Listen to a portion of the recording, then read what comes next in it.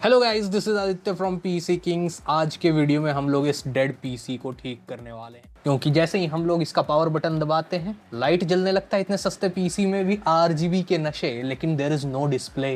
कैसे ठीक होगा, इसी को ट्रबल शूट करने वाले। वीडियो को अंत तक देखना। आई एम श्योर आपके पास बहुत पुराना इस तरीके का डब्बे वाला पीसी होगा जिसमें ऐसी प्रॉब्लम आ रही होगी। Now let's roll the intro. आइए देखते हैं, मजा आएगा।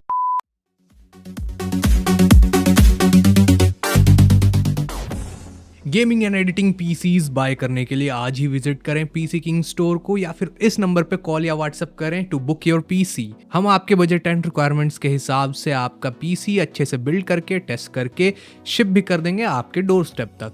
Address, phone number, Google map location link all in description. अब ये वही पीसी है जिसमें मैंने एसएसडी लगा के इसको अपग्रेड किया था एंड एकदम तेज बना दिया था, बट अब इसका स्टोरेज हो गया है फुल एंड सी ड्राइव भी पूरा भर गया है, तो उसके कारण इस तरीके की प्रॉब्लम आ। तो सबसे पहले हम लोग इसका पावर बटन को दबा के एक बार ऑफ कर देते हैं। ठीक है, ये ऑफ हो गया एंड अब हम लोग इसको खोलेंगे। तो खोलने के लिए हमें इसको नीचे रखना पड़ेगा एंड इसको ऐसे पिछली बार की तरह लिटाना पड़ेगा। ये थंब स्क्रूज इस तरीके से खोलना पड़ेगा और इसको इस तरीके से ठेलेंगे, ये हमारा बाहर आ जाएगा। ध्यान से, यहाँ पे फैन लगा है, आपके में तो लगा नहीं होगा क्योंकि आपका आरजीबी का निशान नहीं होगा।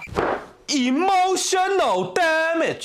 ओ भाई साहब, बहुत गंदगी है अंदर। अब ऐसे चीज को चेक करने के लिए सबसे इंपॉर्टेंट चीज जो हमारे पास होनी चाहिए ना, बहुत ही सस्ती चीज बता रहा हूँ, वो है ये बीपर स्पीकर है। ठीक है, इस तरीके का होता है, इसके ऊपर स्पीकर लिखा होता है, देख सकते हो आप, है ना। नेगेटिव पॉजिटिव होता है, ये आपके मदरबोर्ड में लग जाता है एंड ये आपको एरर कोड देता है। मतलब ये बेसिकली बीप बीप ऐसे करता है एंड इसमें बीप कोड्स होते हैं। जितनी बार ये बीप करेगा, जिस पैटर्न में लॉन्ग बीप शॉर्ट बीप करेगा ना, उसके हिसाब से यूनिवर्सल गूगल पे हर एक जगह पे किस कंपोनेंट में गड़बड़ी है वो बताया गया है। सो ये ऑलरेडी इस पीसी में लगा हुआ है। सो अभी हम लोग चेक कर लेते हैं। लेकिन अभी हम लोगों ने जब ऑन किया इसको, तब देयर वाज नो बीप। यहाँ पर आप देख सकते हो, मैंने इसको चालू कर दिया, लाइट जल रही है, फैन चल रहा है and there is no display and कोई बीप भी नहीं किया इस। वैसे केस में क्या करें, पहले तो इसको बंद कर दो, सब कुछ पावर वावर वाला केबल निकाल दो यहाँ से, मेन पावर वाला एटलीस्ट। एंड यहाँ पे आप देख सकते हो ये 2 रैम स्लॉट्स में रैम लगा हुआ है 4-4 जीबी का। ठीक है, इसको हम लोग इस तरीके से बस ऐसे निकाल लेंगे। ये लैच हम लोग ऐसे तरीके से खोलेंगे, दिख रहा होगा, और इसको ऐसे खींच लेंगे बाहर।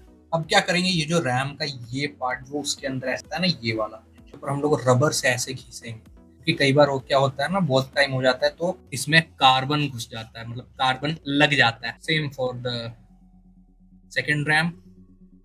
वैसे ये वही पीसी है जिसपे मैंने एसएसडी इंस्टॉल किया था एंड बहुत ही तेज बना दिया था इसको। उस वीडियो पे चैनल पे सबसे ज्यादा व्यूज हैं, ऑलमोस्ट 80,000 के ऊपर हो गए, तो वो वीडियो जरूर देख लेना अगर पुराने पीसी को एकदम तेज बनाना चाहते हो। अब ये बीपर कैसे लगाना है, सबसे पहले मैं ये बता देता हूँ। अलग अलग मदरबोर्ड में अलग अलग जगह पे ये लगाने का होता है। ठीक है, तो ये मदरबोर्ड का देखो, यहाँ पे मॉडल नंबर लिखा हुआ है Asus का H610MCS, तो वही हम लोग सेम यहाँ पे टाइप कर लेंगे, 110 MCS। ठीक है, ये देखो मॉडल नंबर आ गया, Asus की ऑफिशियल वेबसाइट H110MC/PS, लेकिन हमारा क्या है CS, वहां पे आप देख सकते हो, वो देखो CS लिखा हुआ उसमें। ठीक है, तो वो CS वाला सेकंड नंबर पे है, इस पे गलती से कंफ्यूज मत हो जाना, एकदम एग्जैक्ट मॉडल नंबर होना चाहिए। उस पे क्लिक कर दिया हम लोगों ने, ये देखो एग्जैक्ट मॉडल नंबर आ गया। यहाँ पे ये मैनुअल पे हम लोग क्लिक कर देते हैं और इसका मैनुअल डाउनलोड कर लेते हैं। ये देखो ये मैनुअल है, H110MCS यूजर मैनुअल इंग्लिश। ठीक है, यहाँ पे ये डाउनलोड का बटन है, ये डाउनलोड हो गया। ठीक है, अब इसमें यहाँ पे हम लोग जाएंगे, हाँ, इसका ये जो पेज नंबर 9 है जिसमें मदरबोर्ड का कौन सी चीज कहाँ पे है, कनेक्टर वो दे रखा है। तो यहाँ पे आप देख सकते हो, ये देखो स्पीकर लिखा हुआ है, यहाँ पे 9 नंबर स्पीकर लिखा हुआ है ना, उसी को बीपर बोलते हैं। सो 9 नंबर यहाँ पे हम लोग देखें, स्पीकर 4 पिन स्पीकर। ठीक है, cases mounted system warning speaker, speaker allows you to hear system beeps and warnings. ये अलग अलग तरीके से बीप करता है, उसका यूनिवर्सल कोड मैं यहाँ पे लगा देता हूँ, एक स्क्रीनशॉट आप इसको देख सकते हो। यही चीज जो यहाँ पे ये स्पीकर वाली है, राइट साइड में एकदम नीचे में, ये देखो राइट साइड में एकदम नीचे में यही तो लगा हुआ है। सिंपल, इसको मैं निकाल भी सकता हूँ, ये देखो निकल गया। इस तरीके का 4 पिन वाला होता है, 20-20 रुपए का, कहीं पे 50 रुपए, महंगा भी देता है थोड़ा। ठीक है, इसको हम लोग वापस यहाँ पे लगा देते हैं, ये देखो ये घुस गया। ठीक है, अब अगर हम लोग बिना रैम के चलाएं तो रैम का एरर देना चाहिए। तो अगर हम लोग अब चालू करें, चालू कर दिया, देखो फैन चल रहा है, अब रैम नहीं है, रैम ने मैंने दोनों निकाल दिया।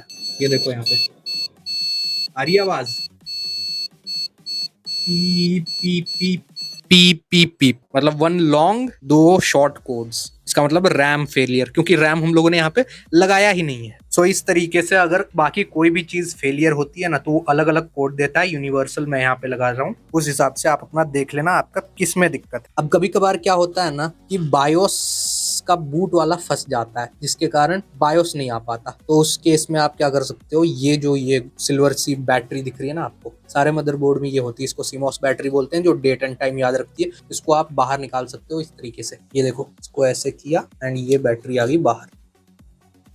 ठीक है, इसको बस 10 सेकंड थोड़ा बाहर निकाल लेना। और अब सबसे इंपॉर्टेंट चीज, यहाँ पे देखो ये लिखा हुआ है CLRCT 11 नंबर, ठीक ये लंबे वाले स्लॉट के साइड में, जो सबसे नीचे है लंबा वाला स्लॉट, ये देखो दिख रहा है, उसी के साइड में यहाँ पे ये 2 पिन है। अब इनका काम क्या है, 11 नंबर में अगर हम लोग जाएं तो यहाँ पे लिखा हुआ है कि clear RTC RAM 2 pin, this allows you to clear CMOS RAM data. अगर करप्ट हो गया है, अगर बूट नहीं हो रहा है, तो आप CMOS का डाटा क्लियर कर सकते हो। अब इसके लिए इंस्ट्रक्शन भी दिया हुआ है, turn off your PC, unplug the power cord, और वो जो 2 पिन थे ना उनको शॉर्ट करो किसी भी मेटल वाले चीज से 10 सेकंड तक, और फिर कंप्यूटर को वापस ऑन करो। तो वही हम लोग करने वाले हैं। सो ये देखो, ये यहीं पे है, ये इस तरीके से हमने इसको शॉर्ट कर दिया, दिख रहा है वो दोनों, ये और ये हम लोगों ने शॉर्ट कर दिया। 10 सेकंड तक ऐसे ही रखेंगे दोनों को, ताकि हमारा CMOS क्लियर हो जाए। नाउ अब इस बैटरी को हम लोग वापस इसमें प्लेस कर देंगे। ठीक है, नाउ अब हम लोग रैम स्टिक्स को भी लगा देंगे वापस। यहाँ पे आप देख सकते हो इस तरीके से बंद रहता है। कई मदरबोर्ड्स में ये दोनों तरफ से खुलता है, इसमें ऊपर के तरफ से ही खुल रहा है। तो सबसे पहले हम लोग यहाँ पे फर्स्ट रैम को लगा देते हैं एंड नेक्स्ट ये लैच जो होता है ना कटआउट, ये यहाँ पे मदरबोर्ड में होता है। ठीक है, इस तरीके से लगाओगे तो नहीं लगेगा, क्योंकि कटआउट मैच नहीं होगा यहाँ पे। इस तरीके से लगाओगे तभी मैच होगा।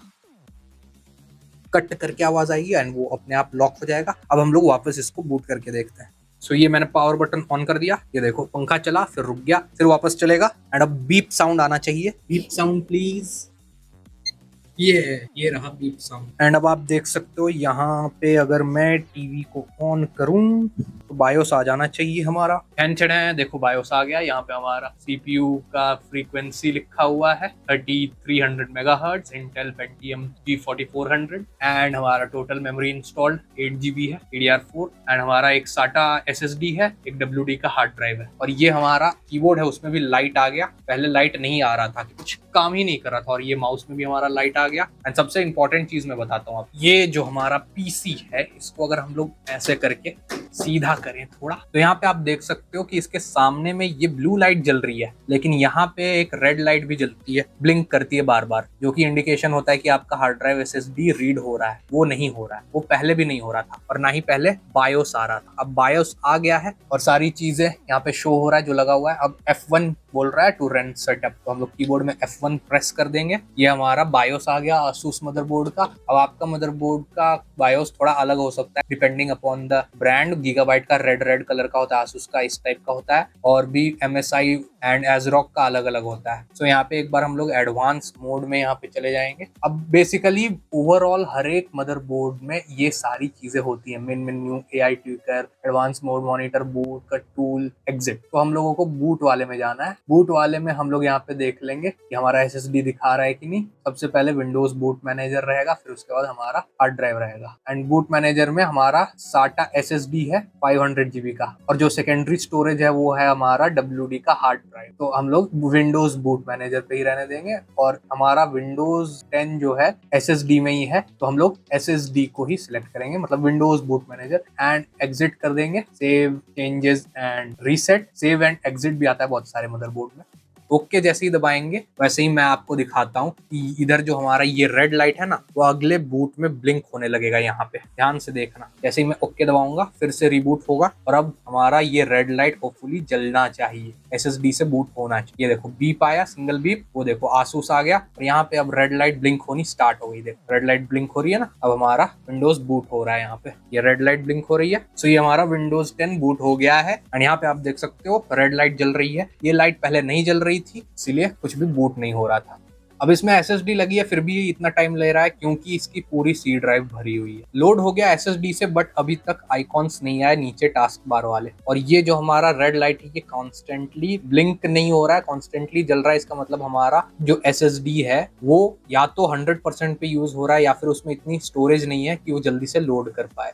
1 minute later. तो अब जाके सारे आइकॉन्स लोड हुए। अगर हम लोग फाइल मैनेजर पे क्लिक करते हैं दिस पीसी पे, ये देखो अब इसमें हुआ क्या कि सी ड्राइव में जिसमें आपका विंडोज रहता है वो पूरी भरी हुई है। इतनी भरी हुई है कि ये नए अपडेट्स डाउनलोड करके इंस्टॉल भी नहीं कर पा रहा। तो इसको ठीक करने के लिए हम लोगों को इसमें एडिशनल स्टोरेज ऐड करना पड़ेगा। अब इसमें थोड़ा सा स्टोरेज बचा है, लेकिन नेक्स्ट वीडियो में हम लोग इसमें हार्ड ड्राइव लगाने वाले हैं। एंड जो भी हमारा सी ड्राइव में है, फोटोज, वीडियोज, डाउनलोड्स में जो भी चीजें रहती हैं, एंड यहाँ पे डेस्कटॉप में जो चीजें रहती है ना, इस डेस्कटॉप पे ये जो सारी चीजें हैं ये सब सी ड्राइव में जाके ही स्टोर होता है। सो इन सब चीजों को हम लोग कॉपी करेंगे एंड फिर जो नया एक हार्ड ड्राइव हम लोग लगाएंगे, यहाँ पे एक खाली खाली दिखाएगा, उसमें हम लोग पेस्ट कर देंगे ताकि ये खाली हो जाए हमारा, और फिर हमारा पीसी एकदम तेज चलेगा। सो आई होप आपको आज का ट्रबल शूटिंग पसंद आया होगा। ऐसे बहुत सारी चीजें ऐसे पुराने पीसी में बहुत बार ये सब चीजें होती हैं, तो मैंने सारा चीज आपको एक ही वीडियो में बता दिया। मजा आया, और मैं ये जो मजा है हिंदुस्तान के हर व्यक्ति को देना चाहता हूं। नेक्स्ट वीडियो के लिए सब्सक्राइब कर देना क्योंकि हम लोग उसमें हार्ड ड्राइव ऐड करने वाले हैं। पुराने पीसी में कैसे एडिशनल स्टोरेज ऐड करें अगर सब कुछ भर गया है तो। एंड अगर आपके पीसी में ऐसी कुछ परेशानी आ रही है एंड आप नहीं चाहते हो कि मैं खुद से करूं, आपको डर लग रहा है खोलने में, तो दिल्ली NCR से हो तो हमारे पीसी किंग स्टोर पे आ सकते हो। हम लोग पुराने पीसी को भी एकदम चिकना तेज बना के देते हैं। आज का वीडियो थोड़ा ओल्ड फैशन हो गया, नहीं हमेशा आप देखते हो एकदम नई नई चीजें, ग्राफिक कार्ड, ये वो एकदम RGB के नशे। आज थोड़ा ओल्ड स्कूल सेटअप हो गया। बाकी जाते जाते सोशल मीडिया प्लेटफॉर्म्स को जरूर फॉलो कर लेना। WhatsApp channel for free gaming deals and gaming channel को भी चेकआउट कर सकते हो if you are interested in gaming. अभी मिलते हैं ऐसे ही धमाकेदार इंफॉर्मेटिव वीडियो में, तब तक के लिए बाय बाय, सायोनारा।